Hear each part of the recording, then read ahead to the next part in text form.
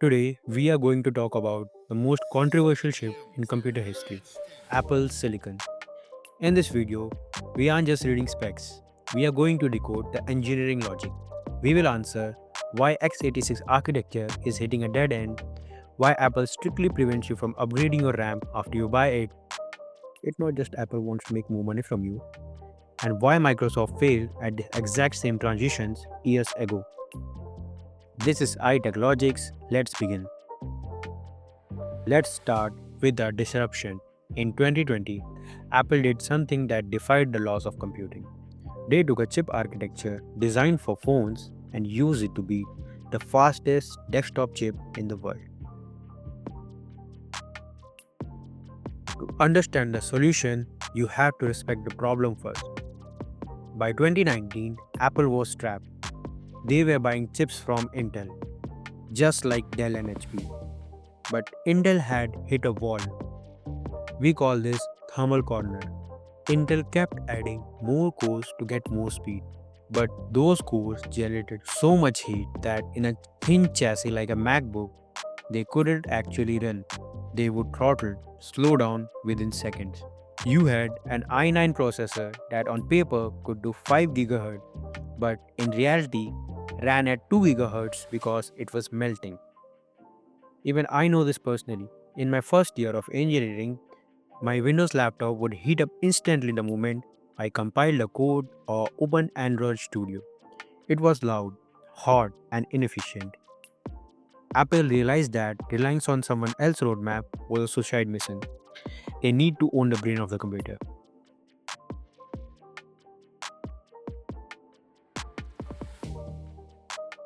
So for that, they switched to ARM.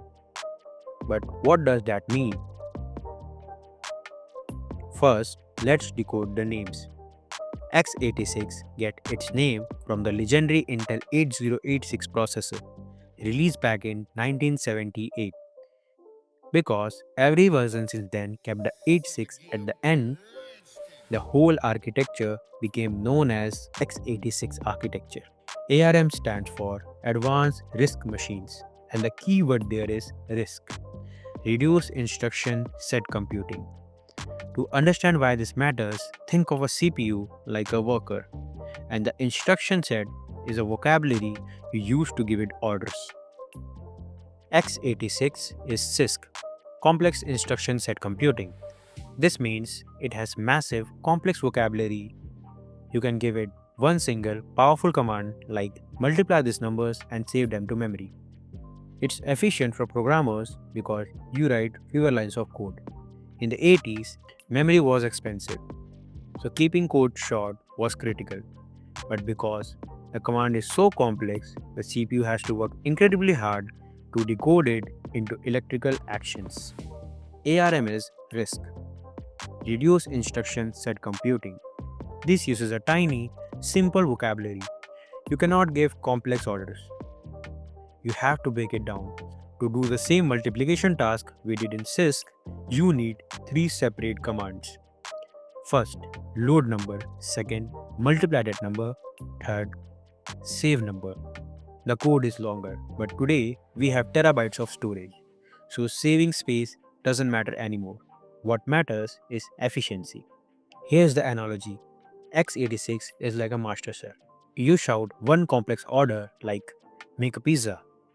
The chef understands it, but he has to run around doing the dough, the sauce, and the cheese all by himself. It's a short command, but it's exhausting work. ARM is like an assembly line. You have to give more orders. Flatten the dough, then add sauce, then add cheese. But because each worker only does one simple thing, they can move at lightning speeds without getting tired. Now, if you think logically, a question naturally comes to mind. If ARM needs 4 instructions to do what x86 does in 1, doesn't that burn more power? It sounds logical, but it misses the hidden cost of x86, the decoding tax. When you tell the x86 chef to make pizza, he can't just start. He has to stop, pull out a massive dictionary, look up the definition of pizza, translate that into steps, and then starts cooking. In engineering terms, this is the instruction decoder. x86 chips spend a huge amount of energy just to figure out what the code means before they even run it. ARM doesn't have a dictionary. The commands are so simple, like flatten the dough, that the chip understands them instantly. Zero reading time, zero translation energy. So yes, ARM runs more line of codes, but reading 4 simple words is infinitely cheaper than solving one complex riddle. That's where the battery life comes from. But wait, if the assembly line is so superior, why hasn't everyone else switched? Microsoft tried this years ago with the Surface RT. It was a failure. Qualcomm has been making ARM chips for laptops for a decade. Most of them did not perform well. This proves my point. ARM is not a cheat code. You cannot just put a mobile chip in a laptop and expect it to beat an i7. In fact, without the right optimization, an ARM chip can actually be slower at heavy math than Intel. The architecture gives you potential, but it doesn't give you performance. So, if the chip architecture wasn't the only reason, what was the Apple's unfair advantage? Apple did not just build a CPU, they built an SoC, system on a chip. This is where they left the industry behind. First, they adopted unified memory architecture and heavily customized it. On a normal PC, the CPU has its own RAM and the GPU has its own VRAM. To render a video, the CPU has to copy data over to the GPU. That copy takes time and energy. On Apple Silicon, they share the same table. The CPU, GPU, and NPU all access the exact same memory pool. The CPU puts the data down and the GPU picks it up instantly. Zero copy, massive speeds. This is exactly why you cannot upgrade the RAM on a MacBook after you buy it. You can only choose your memory 8 gigs, 16 gigs, or more at the moment you order. Why? Because Apple has to physically infuse that specific amount of memory right into the SoC package, sitting literally millimeters next to the CPU, GPU, and NPU. Once it leaves the factory, it is sealed forever. You lose the ability to upgrade later, but because the memory is physically part of the brain, you gain that massive unified speeds. Second, they use hardware accelerators. Remember the assembly line analogy? Apple added specialist. They embedded a media engine in the SoC that only handles video files. They have a neural engine that only does AI tasks. A x86 chip tries to render video with its main brute strength. The M chip hands it off to a specialist that is optimized to do that specific task, so it barely uses any battery.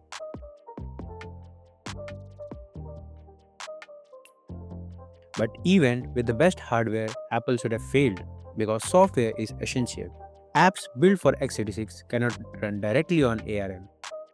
Hardware is useless if you don't have apps to run on it. And all the world's most famous apps like Photoshop, Chrome, Steam were built for x86 architecture. They would not run on ARM directly. This is where Windows failed. When Windows tried ARM, they asked developers nicely to rewrite their apps. Developers said no because that was a lot of work to do. So the early ARM laptops had no apps. Even today, the transition is painfully slow on the Windows side. Apple did two things that Windows couldn't do. First, they built Rosetta. They built a translation layer that was so fast it converted the apps before you even open them. It works like a real-time translator for x86 apps. It ran old x86 apps faster than Intel Macs did. It was the perfect bridge. Second, they have total control.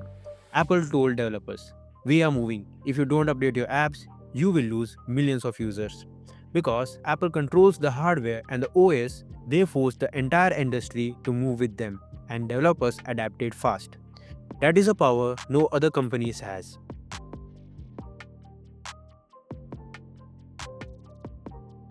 Does this mean x86 is dead?